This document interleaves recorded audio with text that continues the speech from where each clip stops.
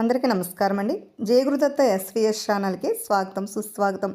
షిరిడి సాయినాథుని లీలల్లో భాగంగా ఈ రోజున శ్రీకృష్ణ కుచేలుని కథను విందాం. శ్రీకృష్ణుడు సుధాముడు అంటే కుచేలుడు ఇద్దరు కూడా సాందీపుని దగ్గర కలిసి చదువుకున్నారు. ఒక రోజున ఆ సాందీప పత్ని కుచేలునికి కొన్ని అటుకలనిచ్చి కృష్ణుడితో కలిసి అడవికెళ్ళి కట్టెలు తీసుకురమ్మని చెప్పింది. స్నేహితులిద్దరూ కలిసి అడవిలోకి వెళ్ళారు. అక్కడ కృష్ణుడు ఇలా అంటున్నాడు, సుధామా దాహంగా ఉందిరా అన్నాడు. అప్పుడు కుచేలుడు పరగడుపున నీళ్లు త్రాగకూడదు అని నీతి చెప్పాడు. తినడానికి ఏమీ లేదా అన్నాడు దేవకీనందనుడు. అడవిలో ఏముంటుంది అన్నాడు సుధాముడు.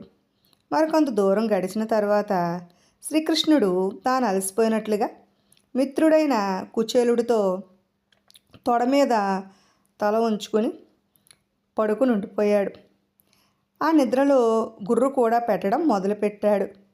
ఆయన నిద్రపోయాడు కదా అని ఆ సుధాముడు గురుపత్ని ఇచ్చిన అటుకుల్ని తినడం మొదలుపెట్టాడు. నిద్రలోనే ఉన్న నీలమేఘశ్యాముడు, నేస్తమా ఏమిటి తింటున్నావు అని అడిగాడు. ఉలిక్కిపడిన కుచేలుడు, తినడానికి ఏముంటుంది మొన్ను, ఇక్కడ చలికి వణుకుతున్నాను, దంతాలు కొట్టుకొనడం వల్ల ఏదో తింటున్నట్లుగా నీకు అనిపిస్తుంది అంతే అని జవాబిచ్చాడు. సుషుప్తిలోనే సురుచిర మందహాసాన్ని రువ్వుతూ, అవునవును నాకు పెట్టంది నీవేమీ తినవు కదా, కానీ నాకొక కల వచ్చింది. ఇద్దరు మిత్రుల ఆహారం ఒకళ్ళ దగ్గర ఉండగా ఒకడు నిద్రపోతున్న సమయంలో రెండోవాడు మొత్తం ఆరగించేస్తున్నాడు. పైగా మొదటివాడు లేచి ఏం తింటున్నావు అని అడిగితే తినడానికి ఏముంటుంది మట్టి అని అబద్ధమాడాడు. వెంటనే రెండోవాడు సరేలే అలాగే అవుగాక అని దీవించాడు. వాడు దొంగ స్నేహితుడు కనుక అలా మోసం చేశాడు, కానీ నువ్వు యథార్థమైన స్నేహితుడివయ్యా సుధామా, నావి నాకు ఈకుండగా నువ్వేమీ తినవలే కదా అన్నాడు శ్రీకృష్ణుడు. అవునన్నాడు కుచేలుడు. పాపం ఈ కుచేలుడికి ఆనాటికి శ్రీకృష్ణుడి సంగతి పూర్తిగా తెలియదు. అందువల్లనే ఈ యాదవుడు ఎవడో నిద్దట్లో కలవరించాడులే అని సరిపెట్టుకున్నాడు. కానీ ఆ తదుపరి కుచేలుడి కథ మన అందరికీ తెలిసిందే కదా.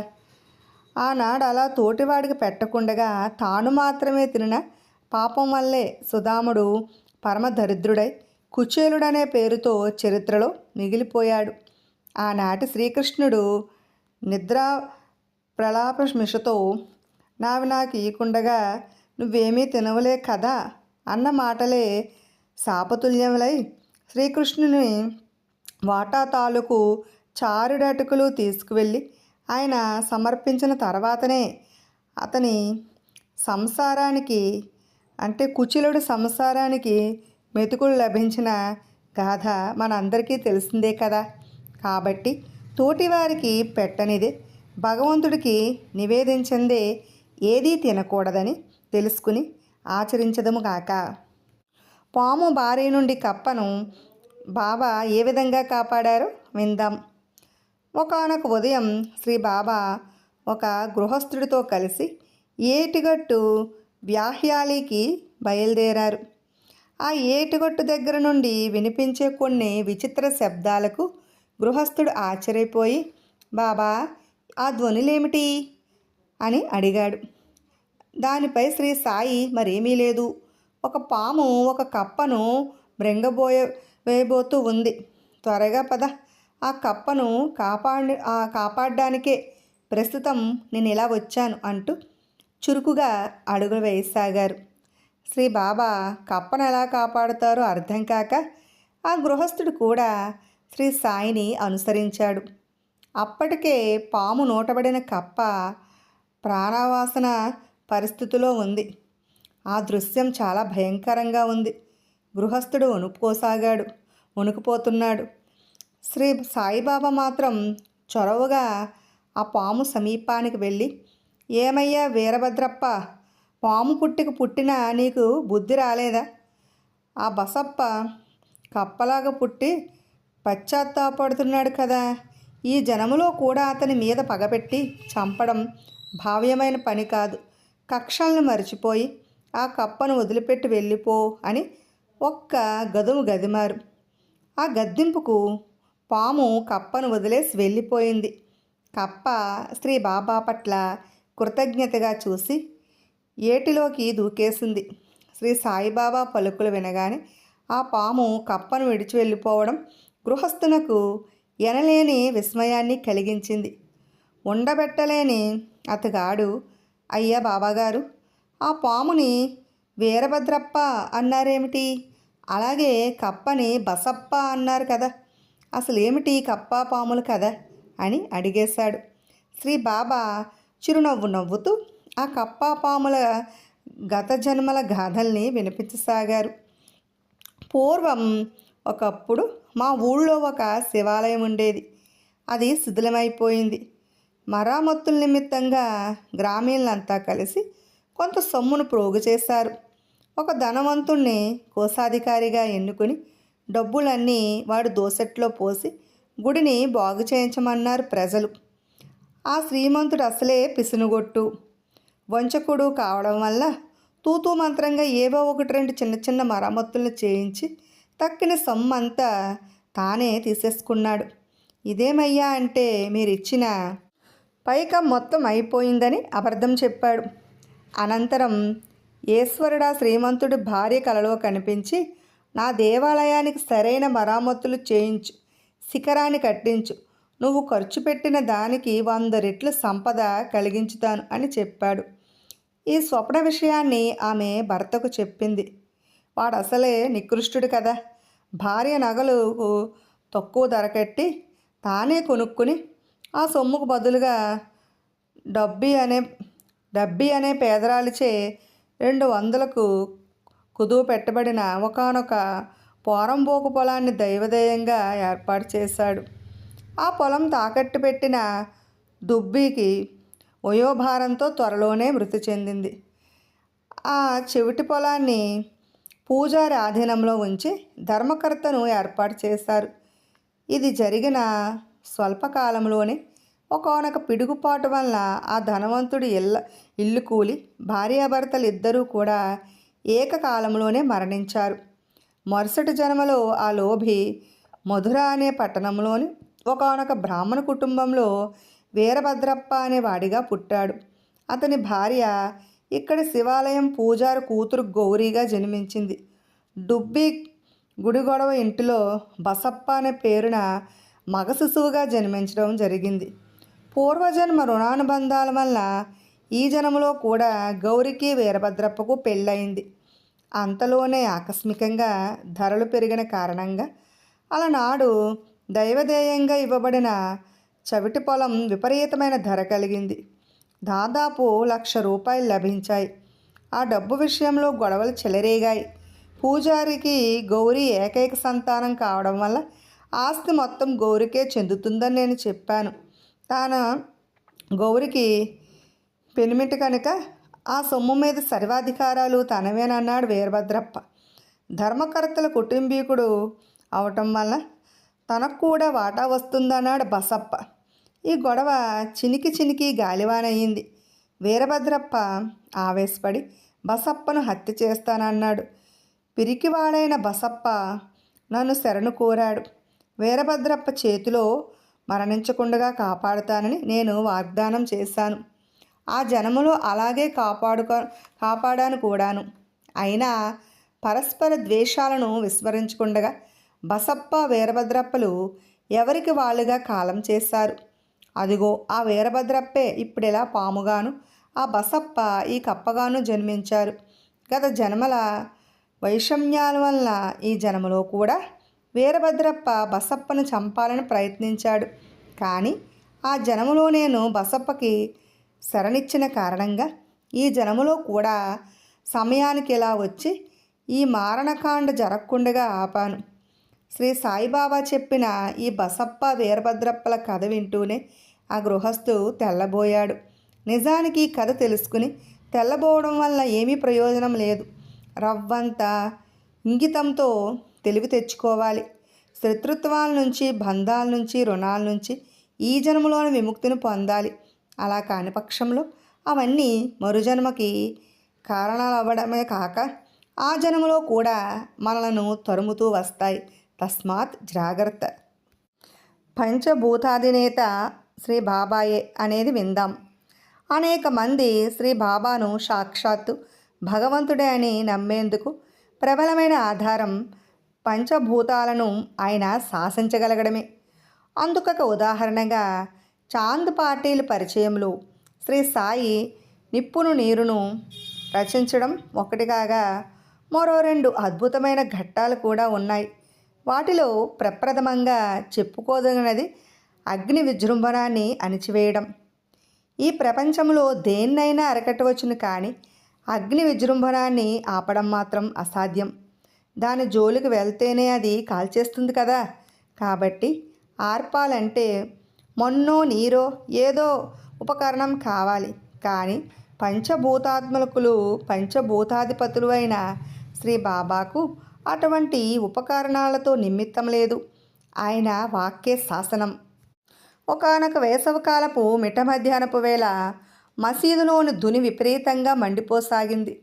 ఆ అగ్ని శిఖలు మసీదు దూలాలకు తాకి అవి తగలబడిపోతాయేమో అన్నంత భయంకరంగా విజృంభించింది ఆ అగ్ని. దాన్ని గుర్తించిన శ్రీ బాబా అక్కడి భక్తుల భయాలను కూడా గ్రహించి చిరునవ్వు నవ్వుతూ తమ సట్కాలతో ధుని చెంతనున్న స్తంభాన్ని మోదుతూ దిగు దిగు తగ్గిపో అని 3 సార్లు ఆజ్ఞాపించారు. ఆయన ఆజ్ఞ పూర్తి కాగానే అప్పటి వరకు పెచ్చుమీరుతున్న అగ్ని తక్షణమే సాధారణ స్థాయికి వచ్చేసింది. తుఫాన్ను ఏ విధంగా బాబా అరికట్టారో విందాం. ఒకసారి షిరిడీలో భయంకరమైన గాలివాన వచ్చింది. అది సామాన్యమైన తుఫాను కాదని, షిరిడీ గ్రామం మొత్తం తుడిచిపెట్టుకుపోతుందని అందరూ భావించారు. ఆ గాలివానికి పెద్ద పెద్ద చెట్లు కూలిపోయాయి. గుడిసెలు మట్టిపాలైపోయాయి. మట్టింట్ల మీద కప్పులు ఎగిరిపోయాయి. ఒక పాటి గోడలు పునాదులతో సహా నానిపోయాయి.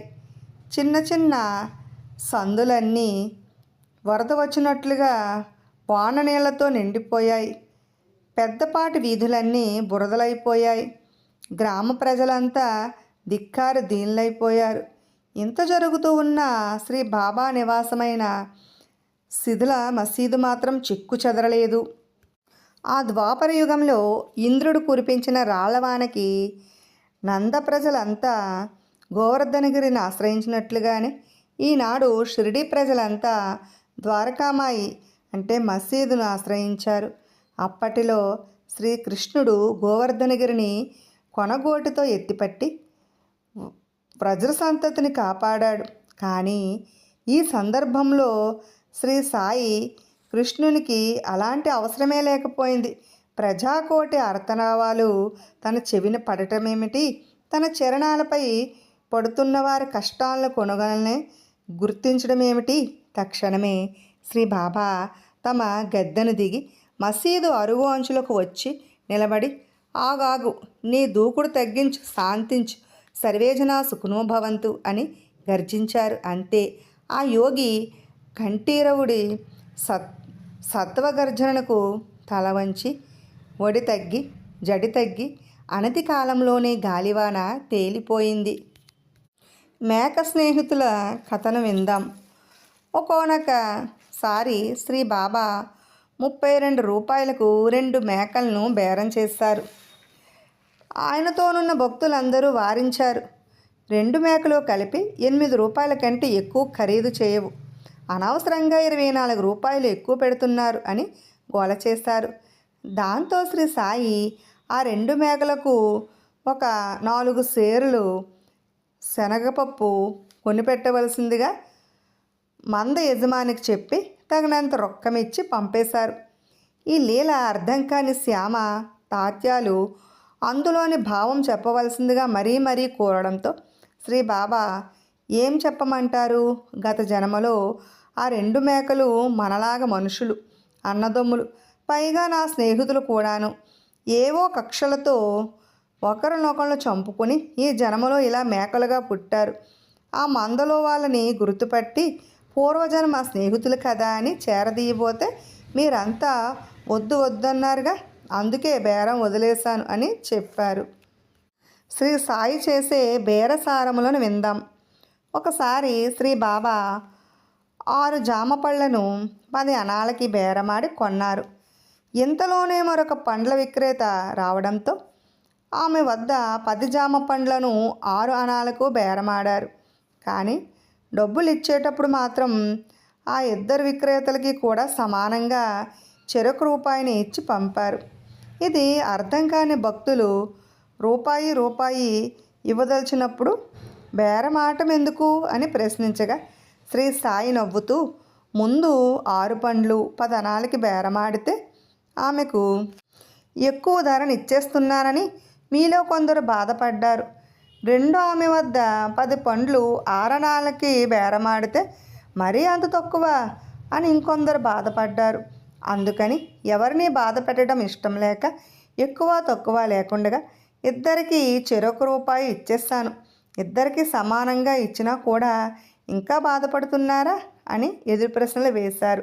శ్రీ బాబా చెప్పిన ఈ జవాబులోని వ్యంగ్యం వాళ్ళకి అర్థం కావడంతో మరి మాట్లాడలేకపోయారు. మామిడి పండ్లతో బోధనను బాబా ఏ విధంగా చేశారో విందాం. శ్రీ సాయిబాబాకెవరో మామిడి పండ్ల బుట్టను కానుగ్గా పంపించారు. శ్రీ బాబా వాటిని బాగా పరిశీలించి అందులోంచి 4 పండ్లను తీసి కొలంబ అంటే కుండలో భద్రపరిచి తక్కిన వాటిని దర్బారులో వాళ్ళందరికీ సమారాధన చేశారు. కానీ అక్కడ భక్తుల దృష్టి మాత్రం తమకిచ్చిన పండ్ల మీద కాకుండా శ్రీ బాబా కుండలో దాచిన పండ్ల మీదనే ఉండిపోయింది. ఎప్పుడూ ఏ దాపరికమో ఎరగని శ్రీ సాయి ఈసారి ఏరుకోరి మరీ ఆ పండ్లను ఎందుకు జాగ్రత్త పెట్టారో అర్థం కాలేదు. వారి మనసును గ్రహించిన శ్రీ బాబా చిరునవ్వు నవ్వుతూ వాటి గురించి ఆలోచనలో పడి నోటికందిన మాధుర్యాన్ని కోల్పోతారెందుకు, అవి నా కోసం కాదు, దాము అన్న కోసం జాగ్రత్త చేశాను అని చెప్పారు. అయినా దర్బారు వారికి అనుమానం తీరలేదు. ఎక్కడో పొరుగురులో ఉన్న దాము కోసం ఈ ఊళ్ళో పండ్లు దాచడం ఏమిటి అని ఆలోచనలో పడ్డారు. అంతలోనూ ఎవరో కబురు చేసినట్లుగా వచ్చాడు దాము. అతనిని చూసి అందరూ ఆశ్చర్యపోతూ ఉండగానే శ్రీ సాయి ఆ 4 పండ్లను దాముకిచ్చి నువ్వు పిల్లలు లేకుండా బాధపడుతున్నావు కదా, ఈ 4 పళ్ళు పిల్లల్ని ఇస్తాయి, వీటిని నీ శ్రీమతి చేత తినిపించు, 4 కొడుకులు 4 కూతుళ్ళు పుడతారు అని దీవించారు. శ్రీ బాబా మాట ఏనాడు పొల్లుపోలేదు, పొల్లుపోకూడాను. వారు ఆశీర్వదించినట్లే దాము 8 బిడ్డలకు తండ్రి అయ్యాడు. ఇప్పుడు అన్న మావిసీబాయిల తగాదాని విందాం. శ్రీ బాబా దర్బారులో అన్న చించినీకర్ అనే ఒక మోటు భక్తుడు ఉండేవాడు. మనిషి మోటే అయినా మనసు మంచిదవడం వల్ల కుతిస్థితం లేకపోవడం వల్ల శ్రీ సాయితో సహా అందరూ అతనిని అభినందిస్తూ ఉండేవారు. ఇతనిలాగానే మావిసీబాయి అనే ఒక వృద్ధురాలు ఉండేది. సద్భక్తురాలే అయినా హాస్య సంభాషణలు చేయడం ఈమెకొక అలవాటు. ఒక రోజున మావిసీబాయి శ్రీ బాబా యొక్క నడుమును వీపును కటిని చేతివేళ్ల అల్లికతో నొక్కుతూ ఉంది. అదే సమయానికి అన్న శ్రీ సాయి యొక్క ఎడమ చేతిని ఒత్తుతున్నాడు. తన సేవలో మావిసీబాయి ముఖం ఎగుదిగు లగుతుండటంతో అన్న ముఖానికి చేరువైంది. హాస్యప్రియమైన ముసల్ది, ఔరా, ఈ అన్న ముసలివాడయుండి కూడా నన్ను ముద్దు పెట్టుకోవాలని ప్రయత్నిస్తున్నాడు అని ఆరోపించింది. దానితో ముక్కుసూటి మనిషి అయిన అన్నకు మావిసీబాయికి తగాదా చెలరేగింది. ఆ గొడవ ధ్వంసుంటా అనే దాకా పెరిగింది. దర్బారులోని వాళ్ళంతా ఈ ముసలి రగడకు పడిపడి నవ్వుకోసాగారు.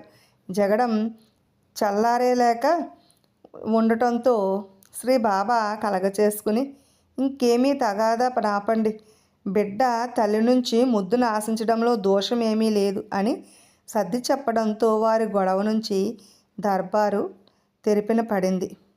విన్నారు కదండి. రేపటి భాగంలో శిష్యులందు ఉత్తమ శిష్యులు వేరయ్య అనే కథను విందాం. శ్రీ షిరిడీ సాయినాథుని యొక్క లీలలను వినాలనుకుంటే ఫస్ట్ మా ఛానల్ని సబ్స్క్రైబ్ చేసుకోండి. ప్రక్కనే ఉన్న బెల్ ఐకాన్ క్లిక్ చేయండి. మేము చేసిన వీడియోస్ నోటిఫికేషన్ కోసం బెల్ ఐకాన్ క్లిక్ చేయండి. అలాగే లైక్ చేయండి, షేర్ చేయండి, కామెంట్ కూడా చేయండి.